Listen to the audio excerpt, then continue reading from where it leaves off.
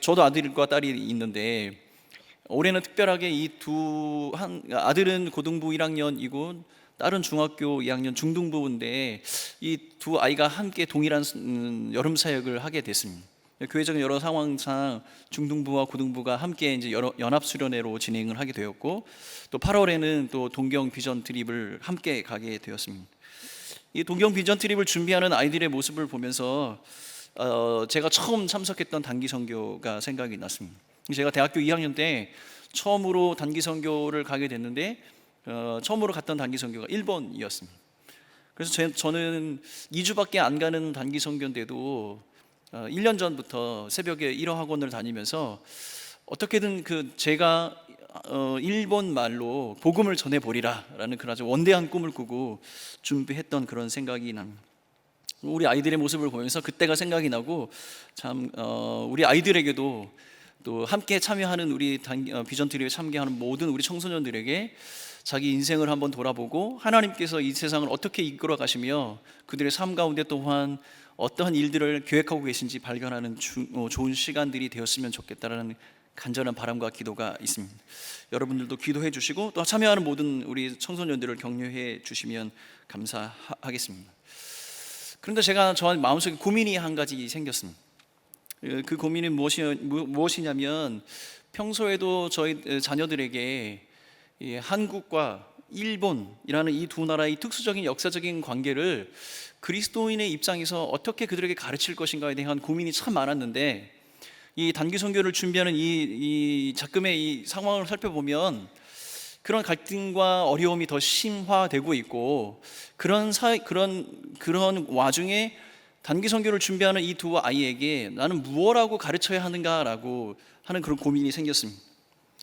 일련의 어떤 이런 정치적인 상황들, 경제적인 상황들, 이런 갈등들을 바라보면서 특별히 단기 선교에 참여하는 우리 아이들에게 그리스도인으로서 이 양 두 나라 간의 갈등을 어떻게 해결하고 어떤 관점으로 바라봐야 하고 그것을 어떤 마음을 품고 기도하며 이 단기 선교를 준비해야 할까? 사실은 오늘 설교는 제가 별로 그 특별한 내용은 아닙니다. 그런데 이 설교는 제가 지난 몇 주 동안 우리 아이들에게 이러한 상황 속에서 우리는 어떤 관점으로 이 두 나라의 관계를 살펴보아야 하는가, 이것에 대한 고민의 흔적입니다. 근데 사실 이러한 상황들은 단기 선교를 준비하는 그런 과정뿐만 아니라 평소에 한국민이라면 누구나 느낄 수 있는 정서적이고 감정적인 어려움이 있습니다. 일본이라는 나라는 우리 민족에게 씻을 수 없는 큰 상처와 아픔을 준 것이 사실입니다. 이 사실은 어떠한 것으로 부정할 수 없습니다. 이전에 어떤 정치적인 어떤 협약이 있다 할지라도 아픔을 당한 사람들의 그 아픔은 씻어지지 않는 것이 사실입니다. 그것이 단순한 어떤 과거의 과오나 실수였다라고 해서 무마될 수 있는 것도 아닙니다. 반드시 피해를 당하는 사람들이 납득할 만한 어떤 충분한 사죄와 어떤 배상이 필요한 것이 사실입니다. 우리는 그것을 정당하게 또 요구할 수 있는 이유도 충분합니다. 그런데 문제는 우리가 생각하고 있는 그 생각과 우리의 상대 당사자인 그 사람들이 우리의 생각과 전혀 다른 생각을 하고 있다는 것이 문제입니다. 우리에게는 큰 아픔과 상처이고 씻을 수 없는 고통이지만 그들에게는 그것이 어떻게 다가오는지 우리는 사실 잘 알 수가 없습니다. 이러한 상황들을 우리가 맞닥뜨릴 때마다, 이러한 차이가 발견될 때마다 우리는 왠지 모르게 무거운 마음이 생기고 어렵습니다. 그런데 또 한 가지 우리의 마음을 어렵게 하는 것이 있습니다. 그것은 우리가 그리스도의 사랑 안에 있다는 사실입니다. 그리스도의 사랑 안에 있는 우리가 이러한 어려운 감정들과 아픈 상처들을 되새기며 어떠한 태도와 어떠한 마음을 가져야 하는지 참 알 수 없을 때가 종종 있습니다. 하나님의 정의와 공의라는 관점에서 바라봐야 하는 그런 시각과 그리스도의 사랑과 용서라는 관점에서 바라봐야 하는 시각, 그 중간쯤 어디에 우리 마음을 두어야 하는데, 그 어떠한 관점도 우리의 마음을 시원하게 만들지 못하는 것이 사실입니다. 오늘 제가 여러분에게 나누고자 하는 이 설교의 말씀은 과연 그리스도의 사랑 가운데 있는 우리는 이러한 어려운 정치적인 관계 속에서 서로 상처와 아픔을 겪고 있는 이 관계를 어떻게 바라봐야 하며 어떻게 가르쳐야 하는가에 대한 이야기를 하고자 합니다. 사실 우리 한국 안에도, 우리 사회 안에도 다양한 관점들이 존재합니다. 어쩌면 제가 하는 설교나 제가 여러분에게 전달하는 내용이 여러분에게 마음에 드시지 않을 수도 있습니다. 우리는 다양한 관점과 다양한 판단 속에 있기 때문에 무엇이 옳고 그르다라고 이야기하기보다는 오늘 저는 여러분에게 과연 성경이 그리스도의 제자된 우리에게 가르치는 그 사랑은 무엇이고 어떻게 그것을 사랑할 수 있을까라는 그 생각을 여러분에게 나누고자 합니다. 사실은 제가 이것을 설교하겠다고 한 목사님에게 나누었습니다. 근데 그 목사님이 하지 않는 것이 좋겠다 이야기했습니다. 왜냐하면 우리는 다양한 여러 가지 생각들이 공존하고 있습니다.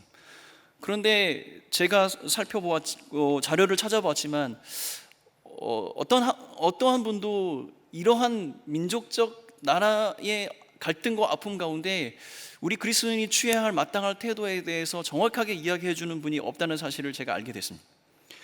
사실 여러분 중에서 제 설교가 결론적으로 다 듣고 마음에 안 드시는 분도 분명히 계실 겁니다. 그러나 저는 이것을 준비하면서 나의 이 찜찜한 마음을 어떻게 하나님 앞에 해결할 수 있을까라는 고민과 함께 나는 또 우리 자녀들을 가르쳐야 하는 입장에서 이것을 하나님의 말씀 가운데 정리해 보고자 노력했습니다. 여러분도 이 설교를 통해서 이 성경이 말하고 있는 사랑, 용서와 화해, 그리스도 안에 있는 우리는 과연 어떠한 태도로 이러한 작금에 일어나고 있는 이 정치적인 상황들을 바라봐야 하는지 한 번쯤 고민해보는 시간을 가졌으면 좋겠습니다. 결론부터 말씀드리자면 저는 어떠한 정치색이나 어떠한 것을 전달하고자 이것에 선 것이 아니라 나의 개인적인 고민과 함께 어떻게 그리스도인으로서 그리스도의 사랑 안에 있는 자로서 이러한 문제를 바라봐야 하는가라는 것을 여러분에게 전달하고자 합니다. 자, 우리가 오늘 읽었던 마태복음 5장부터 7장까지의 말씀은 산상수훈이라고 이야기합니다. 특별히 5장의 말씀 속에는 팔복이라는 아주 중요한 말씀이 들어 있습니다. 그렇기 때문에 이 팔복이 산상수훈의 전체인 것처럼 생각하는 경우가 종종 있습니다. 그런데 이 산상수훈의 팔복의 교훈이 끝난 이후에 예수님께서 17절부터 48절까지 율법에 대해서 말씀하고 있습니다. 그런데 이 율법에 대한 말씀을 가만히 살펴보면 과연 예수님은 율법을 지지하고 있는지 율법을 반대하고 있는지 헷갈리는 경우가 종종 있습니다. 그런데 자세히 살펴보면 예수님께서는 그 율법을 부정하기보다는 그 율법이 어떻게 실현되고 실천되어야 하는가에 대해서 우리에게 실천적인 교훈과 함께 가르침을 덧붙이고 계십니다. 이것을 예수님께서는 율법을 완전하게 하려 한다라는 표현으로 우리에게 말씀해주고 있습니다. 예를 들자면 바로 이것입니다. 마태복음 5장 19절 말씀, 우리가 읽지는 않았지만 같이 한번 읽어보도록 하겠습니다. 5장 19절 시작. 그러므로 누구든지 이 계명 중에 지극히 작은 것 하나라도 버리고 또 그같이 사람을 가르치는 자는 천국에서 지극히 작다 일컬음을 받을 것이요 누구든지 이 일을 행하며 가르치는 자는 천국에서 크다 일컬음을 받으리라. 이 말씀 속에는 두 가지 강조점이 들어 있습니다. 첫 번째는 뭐냐면 계명, 율법, 어떠한 작은 율법이라도 버리거나 버려져서는 안 된다는 가르치고 있는 것이죠. 또 한 가지는 무엇이냐면 그 율법을 행함으로 가르쳐라라고 이야기를 하고 있습니다. 결국 예수님께서는 그 율법, 작은 율법이라도 삶으로 드러난 행함으로 가르쳐져야 하며 그것이 어떻게 가르쳐져야 하는가에 대한 이야기를 5장의 후반부의 전체적인 이야기를 하러 5가지 명제로 우리에게 가르쳐주고 있습니다. 그런데 그 가르침이요 사실 굉장히 파격적입니다. 우리가 흉내낼 수도 없을 만큼 굉장히 파격적이고 어렵습니다. 요새 우리가 흔히 쓰는 말로 하면 넘사벽입니다. 넘을 수 없는 장벽과 같은 것입니다. 예를 들자면 오늘 우리가 읽었던 본문의 말씀이죠. 본문의 말씀의 주제는 무엇이죠? 원수를 사랑하라입니다. 원수를 사랑하라. 이 말씀을 드리면 여러분 떠오르시는 그 얼굴들이 하나씩 있으시죠? 네.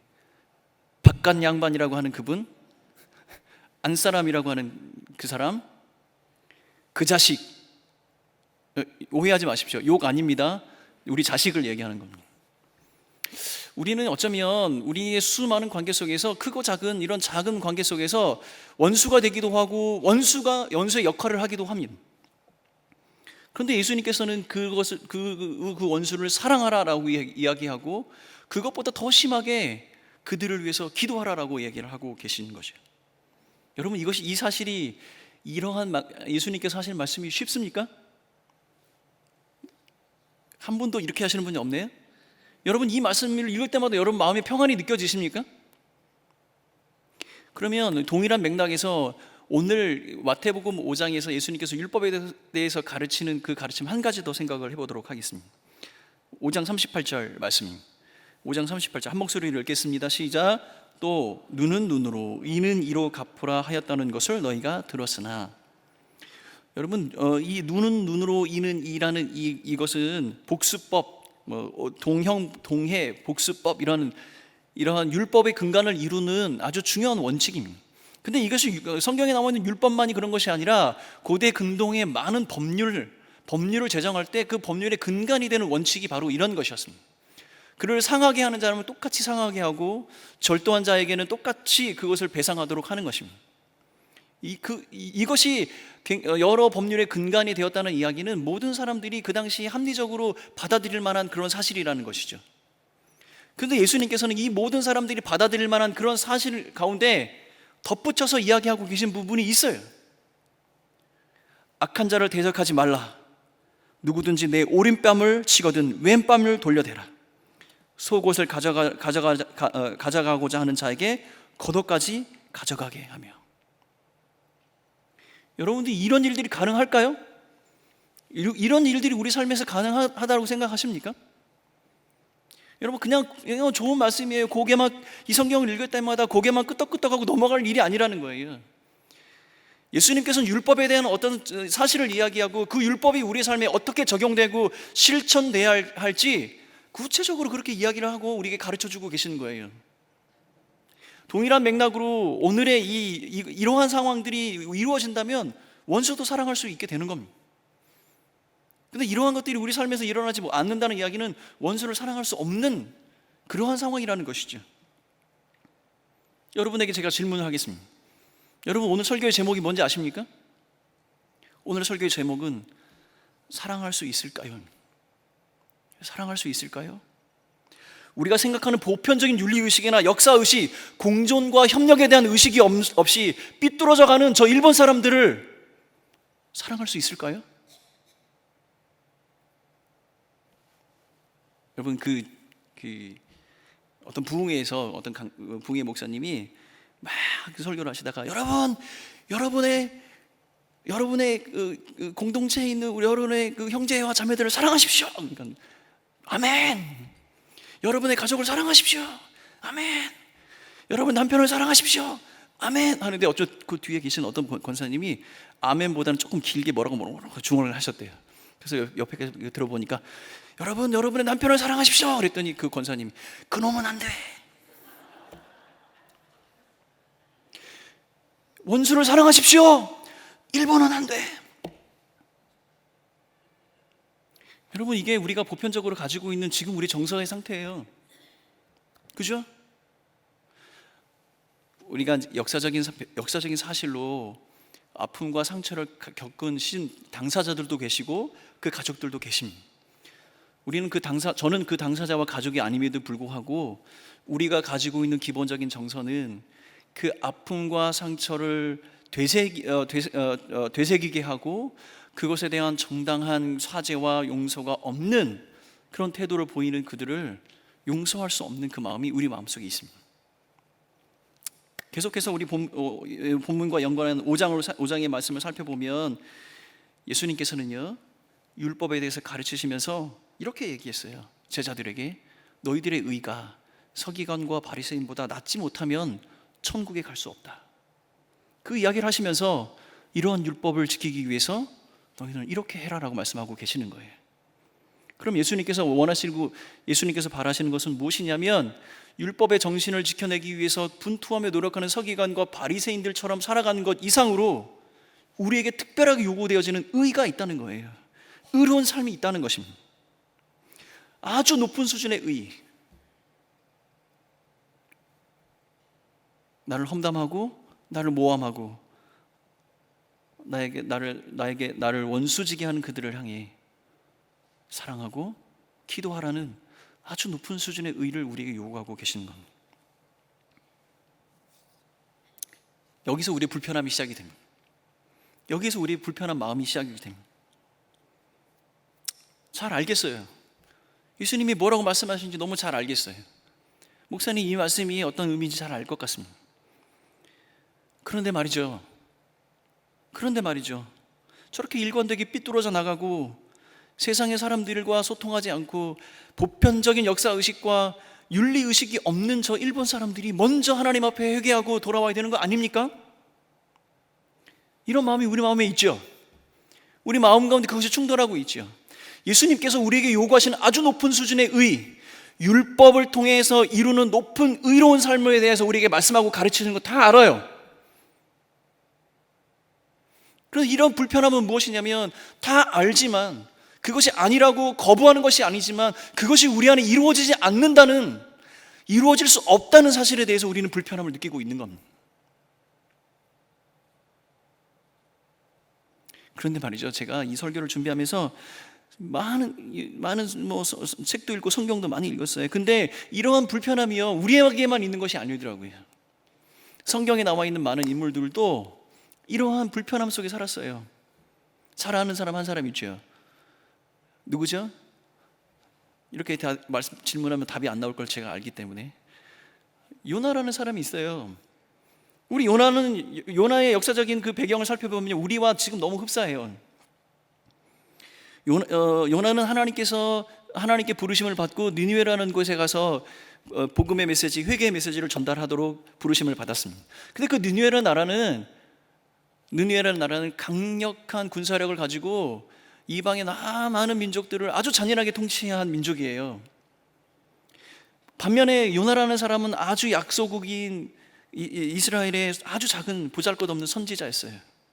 그러니까 그 선지자가 요나가 선지자로서 부르심을 받고 그 사명을 감당하기 위해서는 정치적으로, 사회적으로, 역사적으로 큰 상처와 아픔을 극복해야만 했었어요. 감정적으로 그 하나님의 그 부르심 앞에 순종할 수 없는 상태였다는 거죠. 근데 하나님께서는 그를 부르셨잖아요. 우리가 그 이야기 잘 알고 있죠. 그 우여곡절 끝에 그는 그 하나님의 사명을 감당하게 됩니다.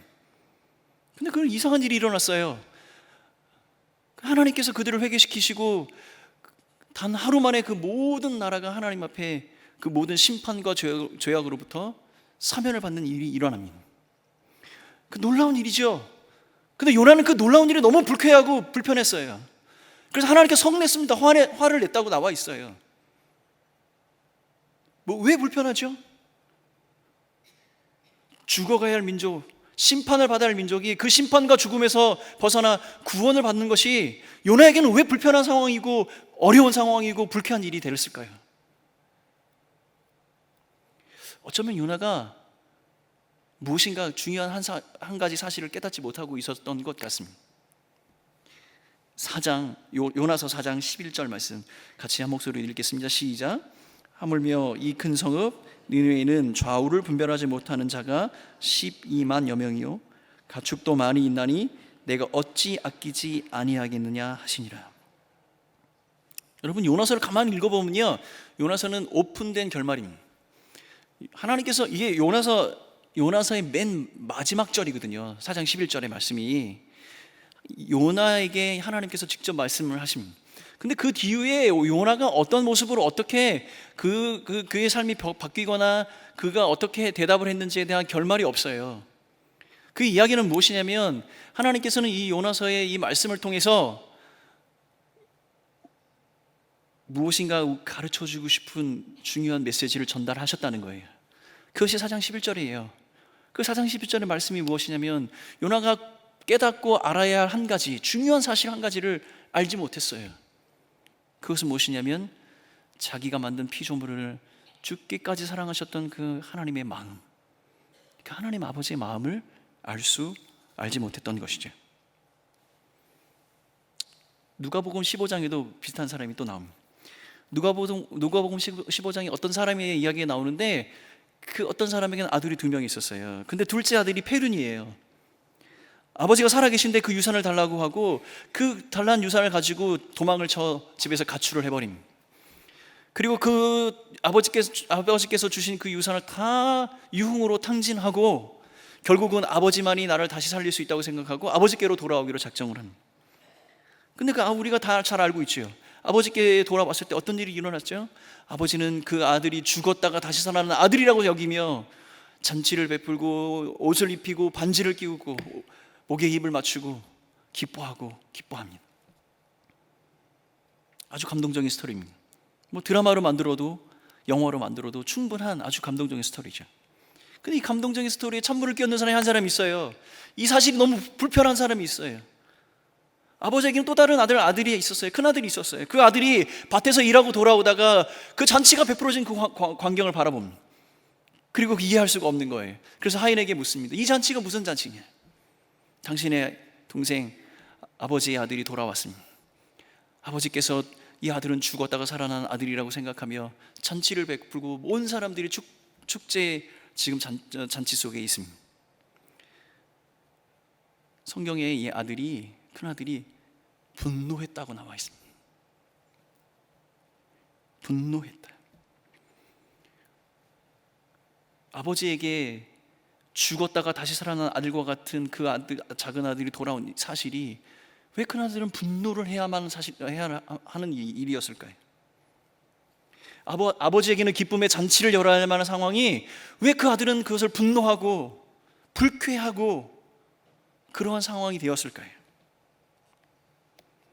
그 아들은 아버지에게 항의를 합니다. 아버지의 사랑과 아버지의 축복을 받아야 할 사람이 누구입니까? 아버지는 그렇게 얘기하죠. 너희 동생은 죽었다가 다시 살아난 아들과 같다.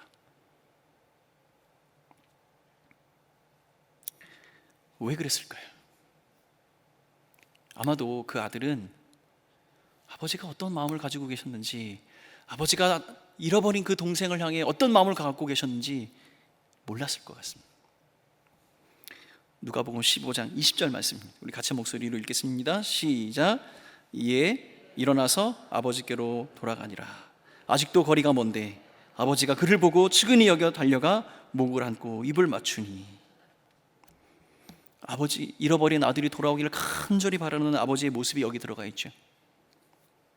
돌아오는 아들의 모습이 보이기도 전에 먼저 나와 그 아들을 기다리는 아버지, 그 아들의 모습이 눈에 들어오기 시작하면 그 아들을 향해 뛰어가 그 아들의 목을 안고 측은히 여기고 불쌍히 여기며 입 맞추는 아버지. 큰 아들의 이 매우 불편하고 불쾌한 이 상황은 어쩌면 이 아버지의 이 마음을 몰랐기 때문이 아닐까요? 여러분, 우리가 부를 때마다 은혜가 받는 몇 가지 찬송이 있어요. 복음성가가 있습니다. 그 중에 이런 복음성가가 있습니다. 세상 모든 민족이 구원을 얻기까지 쉬지 않으시는 하나님. 우리가 이 찬양을 부를 때마다 은혜를 받죠. 또 은혜롭게 찬양을 합니다. 하나님의 인류를 향한 구원과 사랑의 범위는 모든 사람, 모든 민족입니다. 이 구원의 계획 가운데, 구원의 이 계획과 사랑 가운데 벗어나는 사람은 한 사람도 없습니다. 그 구원과 사랑이 인종과 문화와 국가와 차별이 있다면 어쩌면 우리가 그 구원은 기대할 만한 구원이 아닐 수도 있습니다. 왜냐하면 어떤 기준으로 보면 우리는 그 기준에 미달한 사람이 되기 때문입니다. 또한 하나님의 인류를 향한 그 사랑과 구원은 우리 인간의 행위의 어떤 그 결과로 나타나는 것이 아닙니다. 왜냐하면 탕자를 기다리는 아버지의 마음이 거기에 있기 때문입니다.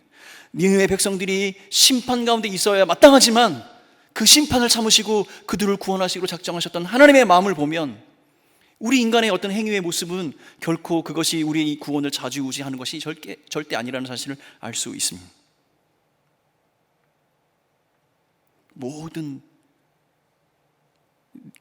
분노와 심판을 참으시고 구원에 이르기를 간절히 원하시며 기다리시는 아버지의 마음, 그 마음이 여기에 있는 것입니다.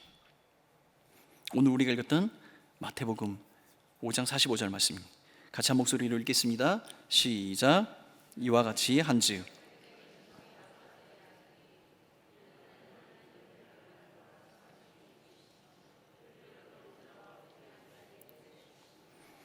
이 말씀 속을 한번 살펴보면요, 하나님께서는 악인과 의인 모두에게 해를 비추어 주시고 비를 내려 주신다고 이야기하고 있습니다. 그의 구원은 의인뿐만 아니라 악인에게도 미치며 그 사랑과 은혜는 무궁하다, 차별이 없다라는 것을 우리에게 보여주고 가르쳐주고 계신 겁니다. 하나님께서 말씀을 약속하신 그 구원의 언약의 말씀은 자기 아들을 아끼지 아니하시고 모든 민족과 모든 사람이 구원받기를 원하시는 그 아버지의 마음을 대변하는 것입니다. 자기의 백성을 향한 진노와 심판을 멈추시고 긍휼과 자비로 인내하시며 구원에 이르기를 간절히 바라는 그 하나님 아버지의 마음, 그 마음을 요나가 알아야 했으며 탕자의 형이 그것을 알아야 했고 또한 우리가 알아야 합니다. 결국 하나님의 전 인류적인 구원의 관점을 바라보면 저 삐뚤어져 가고 역사의식과 공존의식이 없고 반성하지 않는 일본의 사람들도 하나님께서 구원의 대상으로 삼으시고 그들을 하나님의 백성으로 삼기를 원하신다는 사실을 우리는 기억해야 합니다. 심판과 죽음 앞에 생명으로 인도함을 받았던 니느웨 백성들을 기억하면 저들을 심판 가운데서도 구원하기를 원하시는 그 하나님의 마음을 우리는 기억해야 하겠습니다. 오늘 우리가 읽던 본문의 마지막 절 말씀입니다. 5장 48절 말씀 같이 한 목소리를 읽겠습니다. 시작. 그러므로 하늘에 계신 너희 아버지의 온전하심과 같이 너희도 온전하라. 이 5장 48절의 말씀은 우리가 읽었던 본문의 이 단락의 결말이기도 하면서 5장 전체의 결말이기도 한 말씀인데, 이 결론으로 이야기하는 것은 예수 그리스도를 믿는 그들의 제자들에게 너희들은 온전하라라고 명령하시는데, 어떻게 온전하냐면 하나님이 온전하신 것처럼 너희도 온전하라라고 이야기를 하고 계십니다. 결국은 전 인류를 향한 하나님의 그 보편적인 사랑과 구원의 은혜를 너희도 가슴에 품고 하나님이 그 마음을 품고 우리를 바라보듯이 원수를 사랑하는 것처럼, 그 원수를 바라보는 것처럼 너희도 그 보편적 구원과 은혜의 그 사랑을 품고 원수를 사랑하길 바란다라고 예수님께서 가르쳐주고 있는 겁니다. 사랑하는 성도 여러분, 여러분에게 다시 한번 질문을 드리겠습니다. 사랑할 수 있을까요? 사랑할 수 있을까요?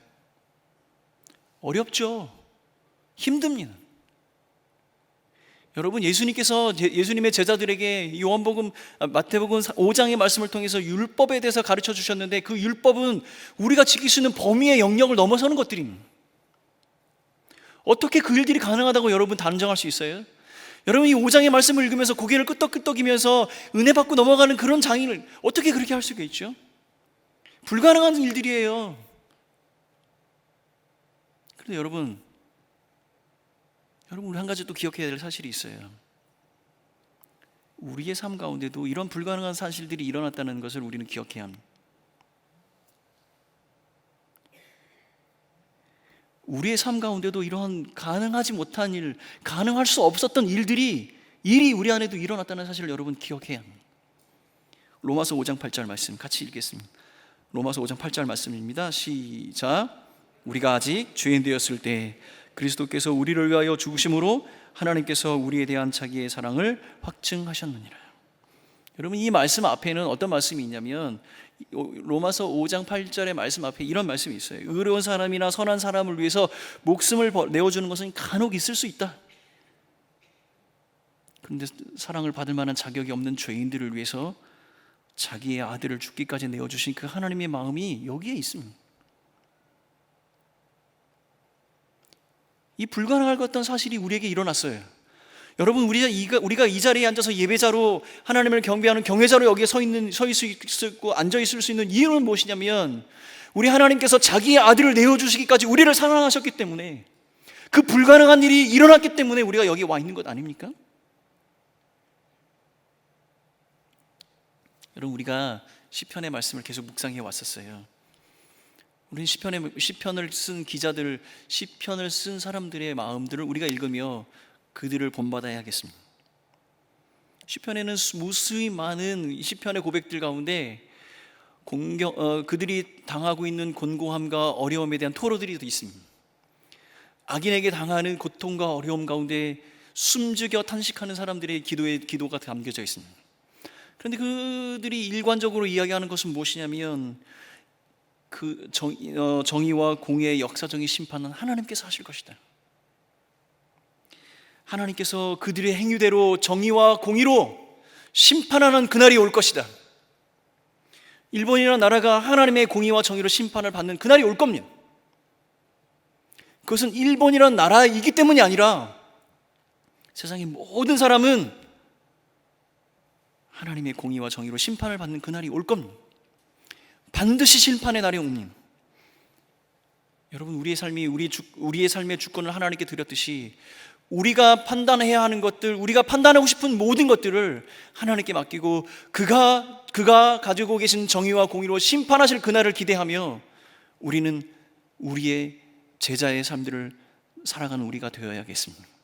여러분, 우리가 보았던 마태복음 5장 말씀 속에 율법에 대해서 가르치시면서 뭐라고 말씀하시냐면 형제를 향하여서 분노하는 자는 살인하는 자라고 이야기를 했습니다. 여러분, 어쩌면 우리가 가지고 있는, 우리의 입술로 범하고 있는 이 살인과 같은 이 범죄, 비방과 비판할 수밖에 없는 우리의 마음들, 감정적으로 억누를 수 없는 우리의 마음들이 있습니다. 한국 사람이라면 누구나 다 가지고 있는 마음입니다. 그러나 그 모든 것을 하나님의 공의와 정의의 심판 앞에 내려놓고 우리는 우리의 마음을 지켜내며 우리 마음속에 있는 미워하는 마음들, 분노하는 마음들, 비판과 부정하는 그 모든 것들을 사랑의 마음으로 바꾸어 겸손히 그들을 섬기고 그리스도의 사랑을 드러내는 그리스도의 제자들이 되었으면 좋겠습니다. 그것이 하나님께서 우리에게 보여주신 긍휼함과 자비하심입니다. 여러분, 아까 전에 우리가 자주 부른다는 그 찬양의 그 다음 소절은 이런 소절이 있어요.